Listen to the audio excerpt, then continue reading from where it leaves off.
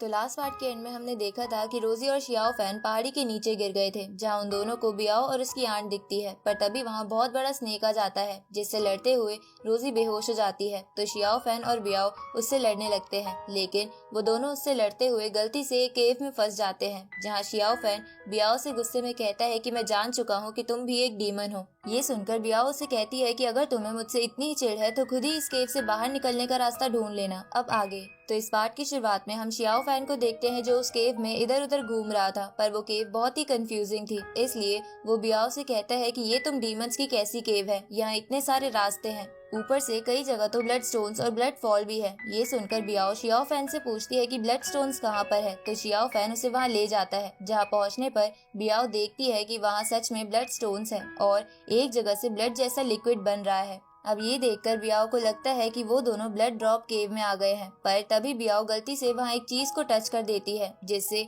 वो दोनों नीचे गिर जाते हैं और एक नई केव में आ जाते हैं, जहाँ उन दोनों को एक स्केलेटन दिखता है, जिसे देखकर बियाओ कहती है कि हेजन का स्केलेटन है, जिसने 800 साल पहले पूरे वर्ल्ड को हिला के रख दिया था। तभी बियाओ उस स्केलेटन को टच करती है, जिसकी वजह से उसके हाथ पर पॉइजन लग जाता है, पर बियाओ अपने हाथ से वो पॉइजन तुरंत ही हटा देती है। उसी समय शियाओ फैन उससे पूछता है कि तुम इस स्केलेटन को देखकर कैसे बता सकती हो कि ये हेजन है, जिस पर बियाओ कहती है कि मैंने इसके बारे में बहुत पढ़ा है कि ये 800 साल पहले ब्लड रिफाइनिंग हॉल सेक्ट का मास्टर था और इसने ब्लड सकिंग पर्ल की मदद से अपने सेक्ट को सबसे पावरफुल बना लिया था। ऊपर से मैंने ये भी पढ़ा है कि ये अपना ट्रेजर इसी केव में छुपाता था, लेकिन बियाओ को वहाँ कुछ नहीं मिलता। तभी वो देखती है कि शियाओ फैन बेहोश हो गया है और वो कांप रहा है, तो बियाओ उसका टेम्परेचर चेक करती है और उसे पता चलता है कि शियाओ फैन को बुखार है। तो ये जानकर बियाओ उसे हील करने की कोशिश करती है, लेकिन इससे ज्यादा फायदा नहीं हो रहा था। तो बियाओ अपने रुमाल को गीला करके शियाओ फैन के माथे पर लगा देती है ताकि शियाओ फैन का बुखार कम हो जाए। पर तभी शियाओ फैन नींद में बड़बड़ाने लगता है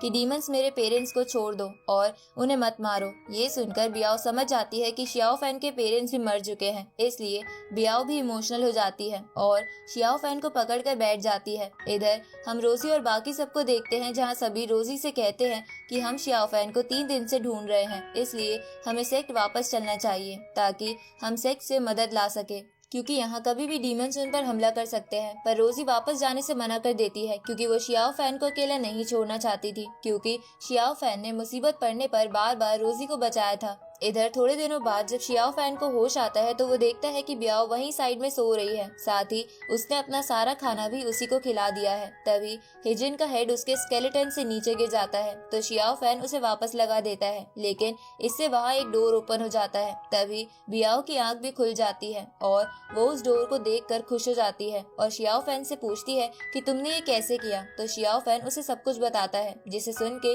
बियाओ समझ जाती है कि ये डोर भी हिजिन ने ही सेट किया होगा। इसके बाद वो दोनों उस डोर के दूसरी तरफ जाने लगते हैं, जहाँ बियाओ को कुछ लिखा हुआ दिखता है, लेकिन वो पूरा नहीं था। तभी वो दोनों वहाँ 2 स्टैचू देखते हैं, जिसे देखकर बियाओ कहती है कि ये तो किंग मिंग और होली गॉडेस का स्टैचू है। अब बियाओ उन स्टैचू को देखकर प्रे करने लगती है, क्योंकि डीमंस उन्हें गॉड मानते थे। इधर शियाओ फैन आसपास देखने लगता है, जहाँ उसे एक दीवार पर एक पोएम लिखी मिलती है, लेकिन शियाओ फैन को उसका मतलब समझ नहीं आता। तभी वो देखता है कि बियाओ वहाँ पर हिजिन का ट्रेजर ढूंढ रही है, पर उसे कुछ भी नहीं मिल रहा था। लेकिन उसी वक्त बियाओ एक ड्रॉर ओपन करती है, जिसमें से ब्लैक स्मोक निकलकर बियाओ पर अटैक कर देता है, लेकिन शियाओ फैन और बियाओ दोनों मिलकर उस ब्लैक स्मोक को डिस्ट्रॉय कर देते हैं। जिसके बाद बियाओ देखती है कि हिजिन ने उस ब्लैक स्मोक की मदद से उस ड्रॉर में 2 बेल्स को प्रोटेक्ट कर रखा था, पर बियाओ को समझ नहीं आता कि हिजिन ये आम सी बेल प्रोटेक्ट क्यों करेगा। लेकिन तभी बियाओ समझ जाती है कि ये बेल जरूर मैडम जिन लिंग की होंगी, पर शियाओ फैन को वो आम बेल ही लग रही थी। तो बियाओ उसे बताती है कि मैंने पढ़ा है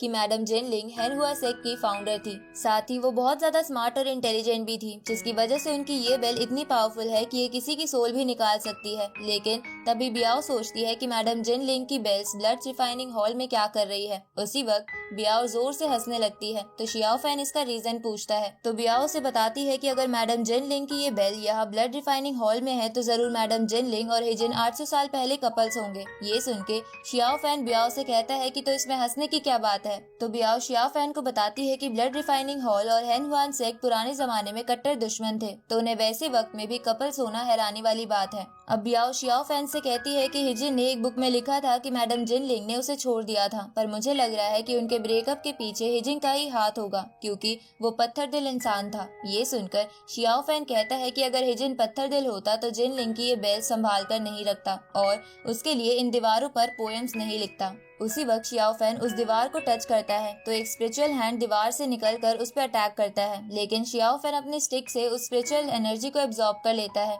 जिसके बाद उस दीवार से वो पोएम हटकर वहाँ कुछ फ्रेसेस लिखे आ जाते हैं, जिसे देखकर बियाओ कहती है कि ये तो हमारी हेवनली बुक के फ्रेसेस हैं, जिनसे हम डीमन सभी टेक्निक सीखते हैं। पर तभी शियाओ फैन देखता है कि वो फ्रेसेस तो ह्यूमंस के बुद्धिज्म बुक में भी है। ये देखकर शियाओ फैन को कुछ समझ नहीं आता कि डीमंस और ह्यूमंस के फ्रेसेस एक जैसे कैसे हो सकते हैं, जबकि डीमंस के इरादे इविल होते हैं। इस तरफ हम रोजी को देखते हैं जो बाकियों के कहने पर सेक्ट में वापस तो आ गई थी, लेकिन उसे अभी भी शियाओ फैन की फिक्र हो रही थी। इधर वो दोनों कई दिनों से भूखे थे, इसलिए उन्हें बहुत वीकनेस महसूस हो रही थी। ऊपर से उनके पास वहाँ से बाहर निकलने का कोई रास्ता भी नहीं था। तभी बियाओ शियाओ फैन के पास आती है और एक डैगर देते हुए कहती है कि मैं एक डीमन गर्ल हूँ जिसे तुम बिल्कुल पसंद नहीं करते, तो तुम मुझे मार दो, जिसके बाद तुम मेरे मीट से कुछ और दिनों तक जिंदा रह पाओगे। पर शियाओ फैन इसके लिए मना कर देता है, तो बियाओ खुद को ही मारने लगती है। तो शियाओ फैन बियाओ के साइड में चाकू मारकर उसे मौत का एहसास कराता है, जिससे बियाओ होश में आ जाती है और शियाओ फैन से कहती है कि जब मैं 6 साल की थी तब मेरी मॉम मुझे मेरी दादी से मिलवाने के लिए एक केव में ले गई थी,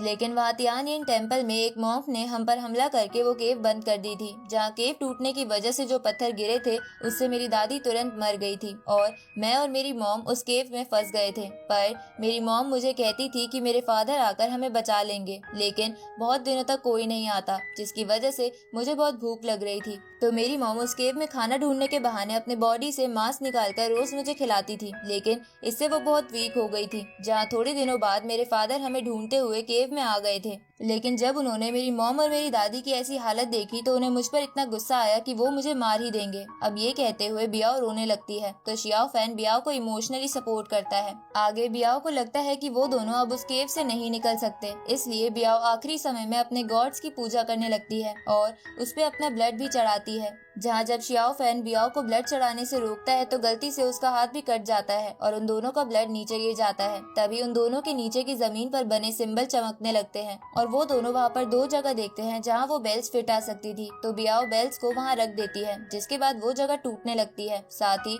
वहाँ एक और रास्ता खुल जाता है, तो वो दोनों उस दरवाजे से होते हुए बाहर आ जाते हैं और खुश होने लगते हैं। आगे वो दोनों एक जानवर को पकड़कर खाने लगते हैं। जहाँ जब वो खाना खा रहे थे तब बियाओ कुछ सोच भी रही थी, साथ ही उसकी आंखों में शियाओ फैन के लिए प्यार भी दिख रहा था। अगली सुबह शियाओ फैन एक जगह बैठकर कुछ सोच रहा था, तो बियाओ उसके पास आकर उससे इस बारे में पूछती है। तो शियाओ फैन बियाओ से कहता है कि मैं तुम्हारे बारे में ही सोच रहा था कि कैसे तुमने केव में मेरी देखभाल करके मेरी जान बचाई थी, इसलिए फ्यूचर में मैं भी तुम्हारे लिए कुछ करना चाहूंगा। ये सुनकर बियाओ शियाओ फैन से कहती है कि अगर तुम मेरे लिए कुछ करना ही चाहते हो तो तुम मेरे साथ मेरे सेक्ट चलो और डीमंस की टीचिंग को अपना लो। जिस पर शियाओ फैन कहता है कि मुझे सच्चाई पसंद है, इसलिए मैं किसी डीमन टीचिंग को नहीं अपना सकता। ये सुनकर बियाओ गुस्से में शियाओ फैन से कहती है कि तुम हम डीमंस पर इविल होने का इल्जाम लगा रहे हो, पर तुम्हारा किंग यून सेक्ट भी कोई दूध का धुला हुआ नहीं है, क्योंकि तुम्हारे पूर्वजों ने एंशिएंट टाइम्स में हमारे सेक्ट के बच्चों और औरतों को भी मार दिया था। जिस पर शियाओ फैन बियाओ को बोलता है कि तुम डीमंस तो उससे भी बुरे हो, जो पूरे के पूरे विलेज तक को खत्म कर देते हो। ये सुनकर बियाओ शियाओ फैन से कहती है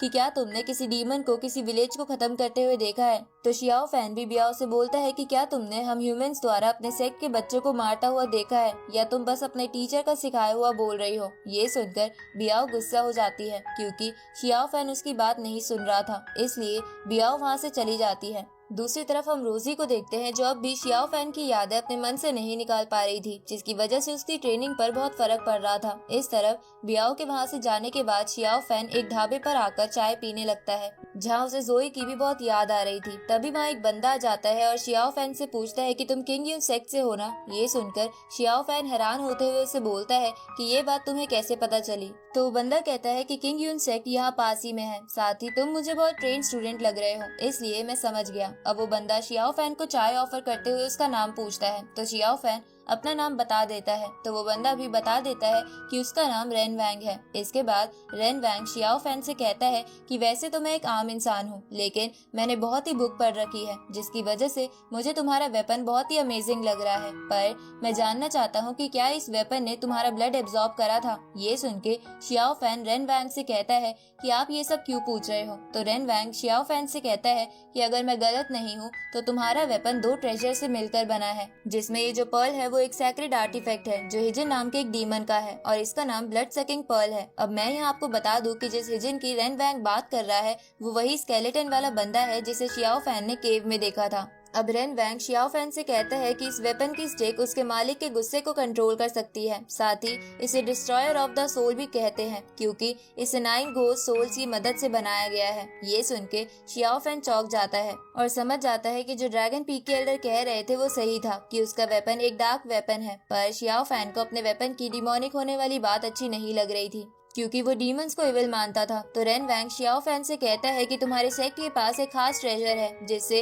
तुम्हारे सेक्ट ने पास्ट और प्रेजेंट में कई लोगों की जान ली है, तो वो तो डीमन से भी बड़े गुनहगार हुए। जिस पर शियाओ फैन कहता है कि हम ह्यूमंस अच्छे हैं, पर ये डीमंस ही है जो लोगों को मारते हैं। ये सुनकर रेन वैंग शियाओ फैन से कहता है कि एक शेर एक खरगोश की जान लेता है और वो खरगोश घास खाता है, तो हमें क्या सिर्फ इस बेस पर शेर को डीमन कहना चाहिए कि शेर अपना पेट भरने के लिए खरगोश को मार रहा है। पर ऐसा नहीं है क्योंकि उसके पास जीने का दूसरा रास्ता नहीं है, इसलिए अगर कोई किसी की जान लेता है तो हम उसे बुरा और दूसरे को अच्छा नहीं कह सकते। ये सब सुनकर शियाओ फैन समझ जाता है कि रेन वैंग एक डीमन है और वो उसका माइंड वॉश कर रहा है। साथ ही उसे लगने लगता है कि शायद रेन वैंग ने जो भी उसके वेपन के बारे में बताया है वो सब झूठ है, इसलिए वो रेन वैंग पर गुस्सा करने लगता है। पर तभी वो देखता है कि रेन वैंग तो वहाँ से गायब हो गया है। तो उसके वहाँ से जाने के बाद शियाओ फैन अपने वेपन को देखकर कहता है कि भले ही ये एक डीमन वेपन हो, पर मैं इसे अच्छाई के लिए इस्तेमाल करूंगा। इस तरफ हम रेन वैंग को देखते हैं जहां वो अपने सर्वेंट को शियाओ फैन के पीछे लगा देता है क्योंकि असल में रेन वैंग शियाओ फैन को अपने सेक्ट में शामिल करना चाहता था जिसका वो सेक्ट मास्टर है, इसलिए वो अपने सर्वेंट को शियाओ फैन की हरकतों पर नजर रखने के लिए भेज देता है। आगे रेन वैंग बियाओ के पास आता है और उसे अपने सेक्ट में वापस चलने के लिए कहता है क्योंकि बियाओ उसी की बेटी थी, पर बियाओ चलने से मना कर देती है और कहती है कि अब मेरी कोई फैमिली नहीं है क्योंकि मेरी मॉम के मरने के बाद आपने उनकी सारी चीजें तबाह कर दी, यहाँ तक कि आपने उनके फेवरेट फ्लावर्स का बगीचा भी नहीं छोड़ा। ये सुनकर रेन वैंग बियाओ को उसी बगीचे का एक फूल दिखाकर कहता है कि मैंने वो गार्डन इसलिए हटा दिया ताकि तुम्हें अपनी मॉम की ज्यादा याद ना आए, पर मैं हमेशा उस बगीचे का एक फ्लावर अपने पास रखता हूँ। ये सुनकर बियाओ इमोशनल हो जाती है और सेक्ट में वापस चलने के लिए मान जाती है। इसके बाद रेन वैंग बियाओ से कहता है कि मैं अभी थोड़ी देर पहले शियाओ फैन से मिला था और उसे देखकर ही समझ गया था कि वो फ्यूचर में बहुत ही बड़ा काम करेगा। ये सुनकर बियाओ अपने डैड से पूछती है कि क्या आप उसे हमारे सेक्ट को ज्वाइन करा सकते हो, जिस पर रेन वैंग कहता है कि मेरे पास अभी तो कोई रास्ता नहीं है, पर शियाओ फैन के पास जो वेपन है वो धीरे धीरे उसका गुस्सा और खून की प्यास और बढ़ा देगा, इसलिए उसे हमारे सेक्ट में आना ही पड़ेगा। ये सुन के बियाओ खुश हो जाती है क्योंकि वो शियाओ फैन से प्यार करने लग गई थी। इधर हम शियाओ फैन को देखते हैं जो एक सिटी में आता है, लेकिन उसे वहाँ पर कोई नहीं दिख रहा था, जिसे देखकर शियाओ फैन को अजीब सा लगता है। पर तभी शियाओ फैन एक नोटिस पढ़ता है जिसमें लिखा था कि शहर में एक 3 टेल फॉक्स डीमन आ गया है, इसलिए सभी अपने घरों में रहे। तभी उसे वहाँ पास ही में बैठा एक बूढ़ा इंसान बोलता है कि तुम किंग यून सेक्ट से हो ना। ये सुन के शियाओ फैन पूछता है कि आपको कैसे पता, तो उससे बूढ़े के पास बैठी बच्ची कहती है कि तुम्हारे कपड़े देखकर कोई भी बता देगा कि तुम कहाँ से हो। पर वो बूढ़ा उस बच्ची को चुप करा देता है और शियाओ फैन से कहता है कि जब मैं पास्ट और फ्यूचर देख सकता हूँ तो क्या ये नहीं बता सकता कि तुम कहाँ से हो। इसके बाद वो बूढ़ा शियाओ फैन को देखकर बताता है कि बचपन में तुम्हारे साथ बहुत ही बुरा इंसिडेंट हुआ था और फ्यूचर में उससे भी बुरा होने वाला है। पर शियाओ फैन को उस बूढ़े की बात पर विश्वास नहीं हो रहा था, तो वो बूढ़ा कहता है कि मैंने तुम्हारा पास्ट क्या गलत बताया है। ये सुनकर शियाओ फैन को उस बूढ़े की बात पर विश्वास होने लगता है और वो उससे पूछता है कि मैं अपना फ्यूचर कैसे ठीक कर सकता हूँ, जिस पर वो बूढ़ा कहता है कि मैं बता तो दूंगा, पर तुम्हें इसके लिए मुझे 10 कॉइन्स देने होंगे। पर शियाओ फैन के पास सिर्फ 4 कॉइन्स बचे थे, लेकिन वो बूढ़ा वो कॉइन्स तुरंत ही रख लेता है। उसी वक्त वहाँ एक बंदा आ जाता है जो वज्र सेक्ट से था। अब वो बंदा सिटी के लोगों से कहता है कि मैं उस 9 टेल फॉक्स डीमन को मार दूंगा और बदले में तुम मुझे खाना खिला देना। तो वो लोग इसके लिए मान जाते हैं। तभी वो बूढ़ा उस बंदे को भी लूटने की कोशिश करता है, लेकिन वो बंदा उसकी बातों में नहीं आता। तभी वो बंदा शियाओ फैन को देखकर समझ जाता है कि वो किंग यून सेक्ट से है, इसलिए वो उसे कहता है कि क्या तुम मेरे साथ उस डीमन को मारने चलोगे। तो शियाओ फैन इसके लिए मान जाता है। ये सुनकर वो बूढ़ा शियाओ फैन को एक बार फिर सोचने को कहता है, लेकिन शियाओ फैन अपना फैसला नहीं बदलता और उस बंदे के साथ उस डीमन की तरफ चला जाता है। जहाँ उसे जाता देख उस बूढ़े के साथ वाली लड़की उसे कहती है कि आपने उसे क्यों नहीं रोका, आपको पता है ना कि वो डीमन बहुत खतरनाक है। जिस पर वो बूढ़ा कहता है कि शियाओ फैन की किस्मत में जो लिखा है वो होकर रहेगा और उस बूढ़े की ये कहते ही ये पार्ट यहीं खत्म होता है।